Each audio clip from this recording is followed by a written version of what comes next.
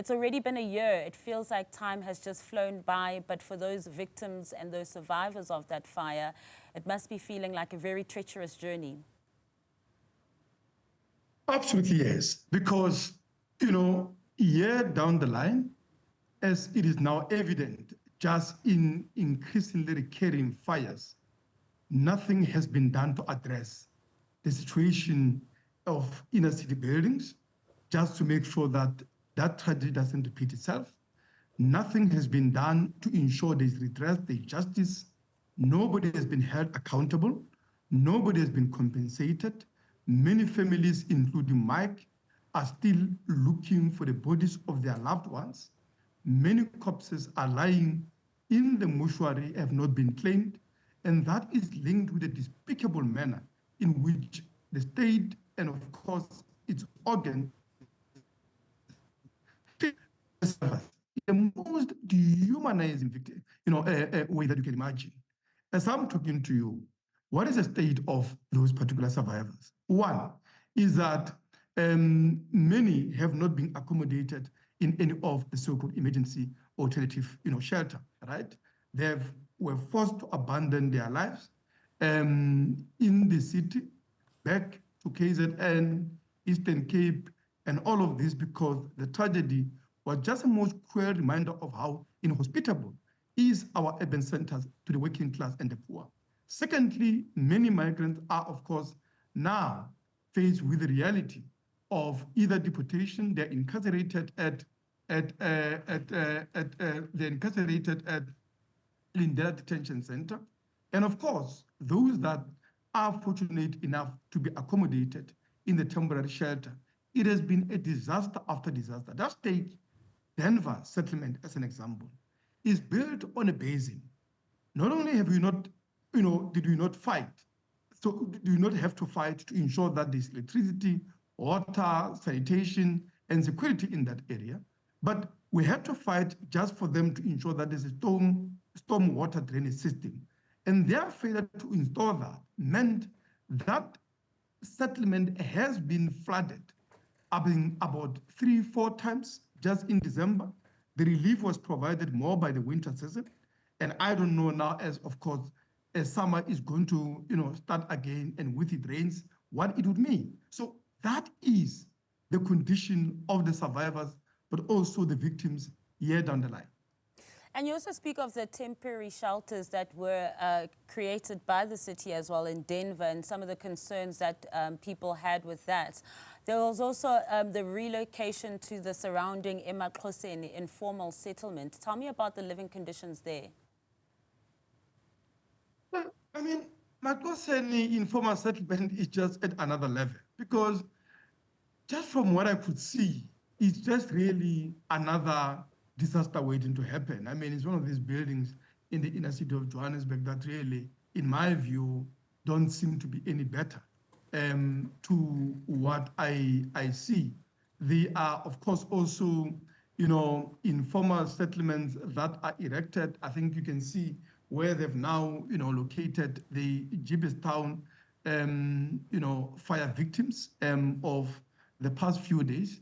It's very difficult for me to describe where in Johannesburg is because of my knowledge of street, but it's not very far from Gibbstown itself. But, the conditions there are much worse because, and no wonder that we have a situation where now some of course, the survivors are returned to the city, are re-entering, if not the old buildings, the same similar buildings that are also in a dire state. Remember, there's about 224 of these buildings. And the reality is these buildings are completely neglected by government. Many of them are owned by government. And government has simply abdicated its responsibility as an owner, also as a service provider and the regulator. But even those that are privately owned and have been abandoned by the owner, it does have responsibility. It can appoint administrators of the buildings. In some cases, and very few, but quite an important highlight of what is possible. Residents took over those buildings, their administration, they've maintained them, and they've made sure that They collect renters and pay, water, electricity, sanitation, and services are running.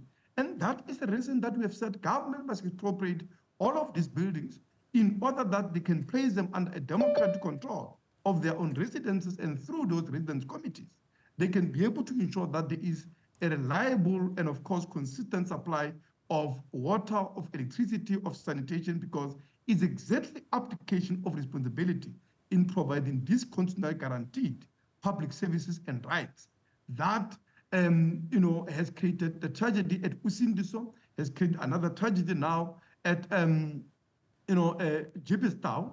And of course, we are talking about the inner city.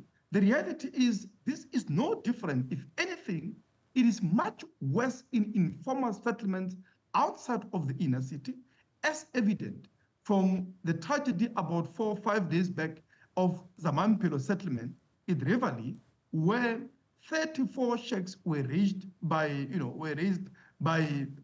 fire, leaving 100 people homeless, about 2 or 3 people dead, and of course the others injured, and many more having lost their belongings and also means of livelihoods. This is the reason we say the housing crisis is a death trap. The housing crisis is a national state, is a national disaster that needs to be treated with a sense of urgency and a seriousness we have not seen thus far. And I mean, no one would disagree that we certainly do have a housing crisis. And as you just displaying and describing the conditions and the state that the victims and some of the survivors find themselves in, you also mentioned that some of the migrants find themselves at Lindelani, right? And that is, of course, for undocumented migrants as well. Now, as we know, we are saying we have a huge housing problem. The government is inundated with a backlog of South Africans only. Are we also saying that we should accommodate undocumented migrants too, if you can clarify that? Let's come to the issue of undocumented migrants. Who created that crisis in the first place? I can tell you that, I work at Lawyers for Human Rights, right? And it is one of the biggest refugee and migrant rights program. And in that program, migrants are being assisted with documentation. Every single morning, the reception is full of ordinary migrants that are seeking documentation, and they have been declined and refused proper documentation by this government. So to the extent that there's a crisis of documentation is because of an increasingly xenophobic policies and, of course, regulations of the state, but also just a sheer incompetence, corruption, and, of course, mediocrity on the part of the state, as well as a neoliberal attacks on spending insofar as provision of refugee and migrant services. And an example of that is a closure of number of offices at a point of entrance, which means that most of the migrants, instead of being processed at the ports, right, they are now having to enter the country illegally, and only when they're inside the country, only inland in the major cities, right in the heart of the country, only then can they apply for documentation. That's the first problem. But let's set that problem aside for a second, all right?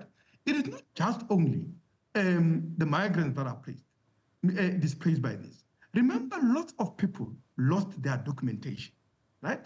They must explain to me, if it is only a problem of migrants, why do we have South African parents and South African kids who have not been to school a year later, simply because their parents cannot find IDs that obviously were lost in a fire, and of course, the documentation of the kids from the previous schools where they were studying also was lost in that fire, and those kids can go back to those schools because the allocation in terms of the temporary shelters that are available is actually very remote from the inner city, and there's no transportation that the department has provided aid in the access to education. Never mind the realities of those that were forced to abandon their lives in the city for rural areas of KZN and, of course, Eastern Cape and other areas in the country and so on. So that is a context.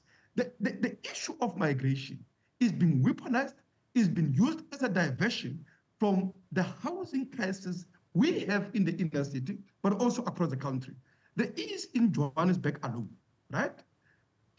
There is a housing backlog of 500,000, right? And the city is building houses at the rate of 2,500. And that means at the rate at which they're building houses, it will take them 200 years just to clear the existing housing backlog. That is demand for housing by South Africans in Johannesburg. And that does not even include the increase in the population. The population of Johannesburg increased on a yearly basis by an amount of 100,000 to 150,000 people a year. That translates into 1 million to 1.5 million over a period of 10 years. When you include that, it shows that the neoliberal policies of this regime and, of course, of the system has absolutely no answer to the crisis of housing. That's not true of Johannesburg only, it's true of the rest of the country, where the housing crisis is standing at a staggering 3.7 million housing units, when the ANC inherited the housing backlog of only 1.5 million. So it is doubled. And the housing has been privatized. And that's the reason that lots of the working class people, many on minimum wages, many of them earning pitiful and poverty wages, can't access houses which, since the ANC took over, on average, their value have increased by 833% because of privatization, because of failure to provide a cheap alternative public housing options for the poor and the working class. Mametlwe, Sebei, thank you so much for joining us this evening.